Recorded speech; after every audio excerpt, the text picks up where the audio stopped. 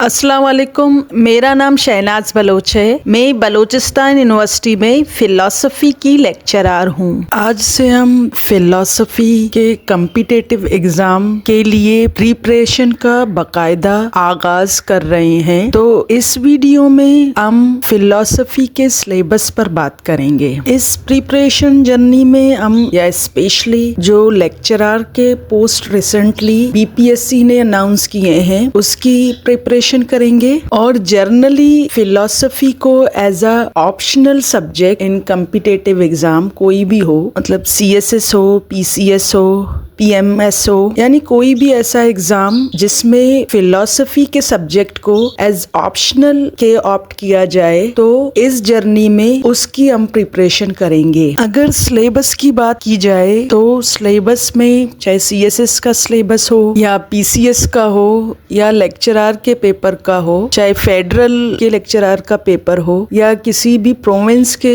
Philosophy के subject का paper हो, तो कमोबेश सिलेबस तो एक ही है। शुरू में जो इंट्रोडक्शन होता है फिलॉसफी का कि व्हाट इज फिलॉसफी, उसकी डेफिनेशन, उसका मीनिंग, उसकी importance, scope, goal, purpose, branches of philosophy और फिलॉसफी के ब्रांचेस को डिटेल में देखना, मतलब उसके सारे सब टॉपिक्स को कवर करना। उसके बाद अगर हिस्टोरिकली देखा जाए तो ग्रीक फिलॉसफी से स्टार्ट लिया जाता है। Classical Greek philosophy, medieval philosophy, Muslim philosophy, modern philosophy, contemporary philosophy, contemporary Muslim philosophy. Syllabus में इन सब को कवर किया जाता है। इसके अलावा जो फिलॉसफिकल मेथड्स होते हैं और सारे फिलॉसफर को वन बाय वन, मतलब अगर मेटाफिजिक्स दी है, एपिस्टेमोलॉजी, एथिक्स, लॉजिक, तो इन सब को देखा जाता है। अगर फिलॉसफर की कोई स्पेशल थ्योरी है उसको देखा जाता है। फिलॉसफी का जो सिलेबस है वो बहुत ही ज्यादा वसी है। प्रिपरेशन